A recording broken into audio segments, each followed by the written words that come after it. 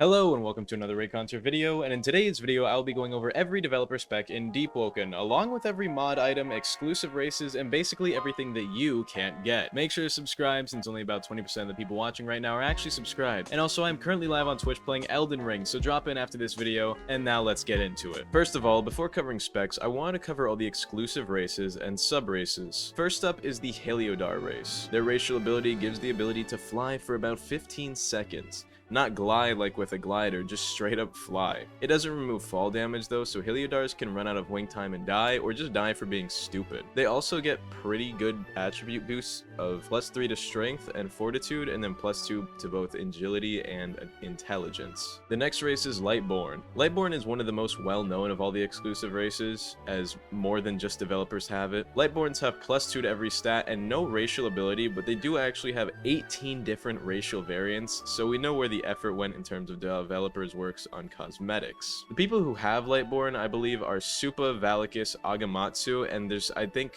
Nano Prodigy, and then one or two other people, but I don't know their names. If you do, put it in the comments. The next race is Drakard. They have the racial ability Reachings of Edenkite, which allows them to meditate to reduce hunger and thirst consumption. They also have slightly higher health regen, and for some reason passive stat EXP gain, meaning if a Drakard wanted to, they could AFK for a day and auto-click the stats that they want to reach power 20. They also have a +2 to agility and fortitude. The next race is actually a sub-race. Auroran, which is the custom Gremmer reskin given to Achura, has the same stats as Gremmer and passives, but it does look cooler. It's based on the Winter Queen from World of Warcraft, and it is unknown whether his spec is independent of this race or whether he gets his spec abilities with the Ice Queen stuff because of this race. Our second to last and also very well-known sub-race is the Aberrant Capra, or a maskless Capra. It functions the same as Capra, but it actually does have some lore to it, unlike most of these races. But it is kind of just weird. It's said that pregnant women who are in the depths will expose their fetus to negative effects, resulting in a Capra mask not forming on the fetus of an unborn child. The lore is basically fetal alcohol syndrome, adapted to depth sickness, causing,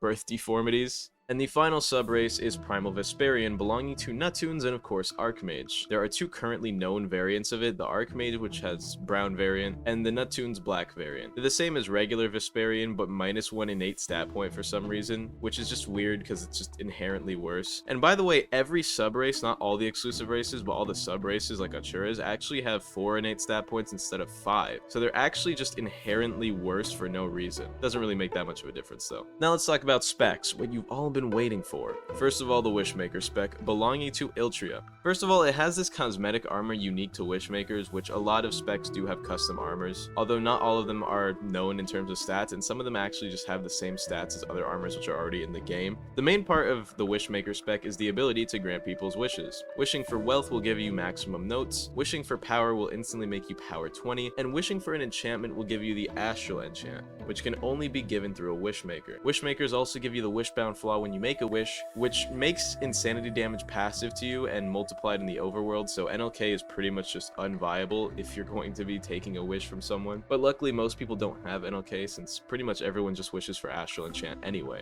Wishmakers can also spawn Astral Knight Michael, which is a buffed stone knight with the Astral Enchant and is likely a reference to the Archangel Michael from the Bible. Also, for some reason, Wishmakers can teleport you to the Hallowtide Floating Keep if you have spare screams you want to exchange, which that's just a funny little thing that they do as well. The next spec is Yayafino's spec, simply known as the Gift of Life. Just kidding! It's not in English, and it's pronounced Zithori Vem Ribak Diri, which translates to the Gift of Life. Yayafino, you extra fuck, why'd you have to name your spec this? Regardless, the spec comes with the Hive Leader garments, which are ripped straight from Scaramouche's garments from Genshin Impact. And first of all, for his spec, he has the Life Weave enchant on his special weapon, which on proc does a little like punch. It's kind of like a mini strong left that does extra knockback, and it replenishes the hunger of the person it hits. He also has like a super buffed version of Blinding Dawn that just one-shots people and has a super big AoE, and that's pretty much it for his spec apart from the extra gear, which we'll cover later. Next up is Archmage's spec kit, the main of which is the Soul Stealer. On usage, Archmage can steal a player's soul, and it allows you to upgrade one of your mantras up to level 7,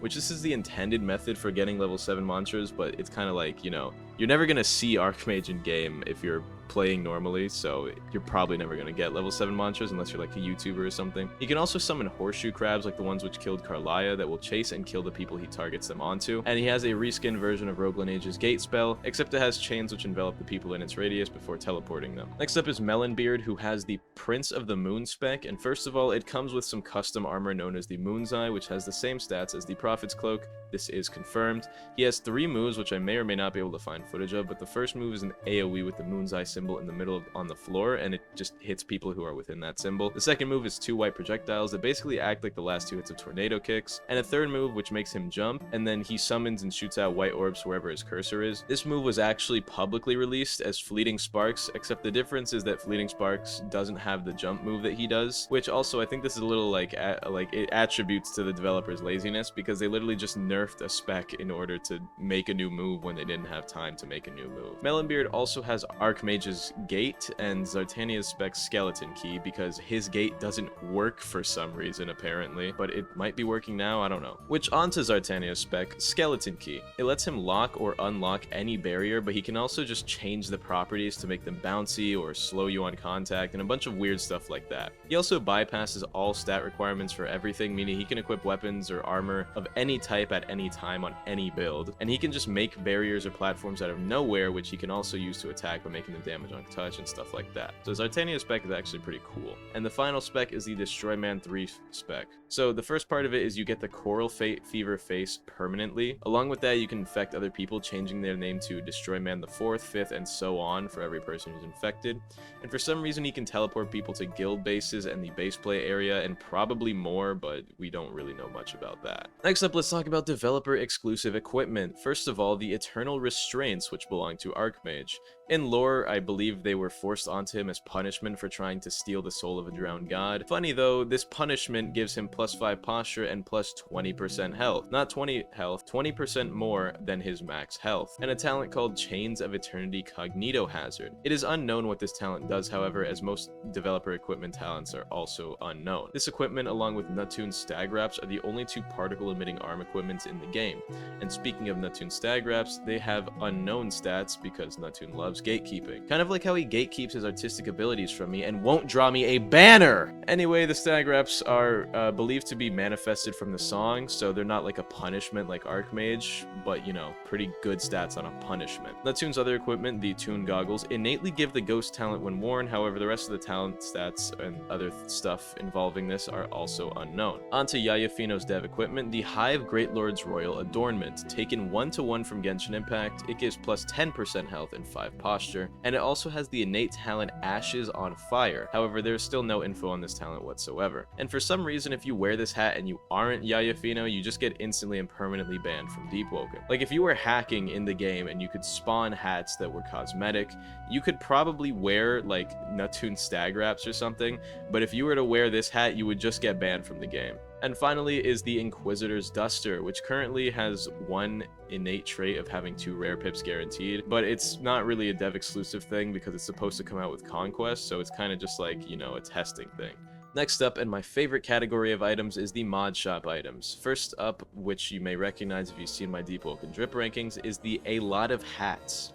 It's a stack of top hats, which gives 5 health and 1 uncommon pip for stat buffs. In fact, all the mod shop equipment gives plus 5 health and 1 guaranteed uncommon pip. Also, mod shop equipment, unlike dev equipment, have descriptions, or at least known ones. The A Lot of Hats headgear has the description, "Go play Dark Souls 1." It also had an earlier design with a much stupider name, being the Deepwoken Gucci Ray-Bans 5000. And also, all mod shop items are undroppable, obviously. Next up is the Deepwoken tie, named the Tide Tie, which has the same stats as the hat, which is, you know, 5 health, 1 uncommon pip. The description is "Go play Celeste," and it can also be dyed as seen in this screenshot, where it is black and red. Next up is the Machine, which is another headgear with the same stats of 5 health and 1 uncommon pip. The description is "Go play." I'll let you guess what the game is in the comments, so pause now and comment. Metal Gear Rising. It also appears in the Hall of Shattered Walls, which is another mod exclusive area commonly known as the mod office. Next up is the trademarked microwave. Yes, it has a little TM symbol next to the name. It has the same stats as the rest, and it is named after Horror TM, the head moderator, and its description is Go Play Heat Signature. And the final mod exclusive equipment item is the propeller cap, which has the same stats, and guess what the description is? Did you guess Go Play and then some good game? Well, actually it says Funny Hat. Just kidding, it says Go Play Ultra Kill. And the mods actually have their own exclusive music, as the mod office has a song called Opulent Imperial playing within it that sounds like this.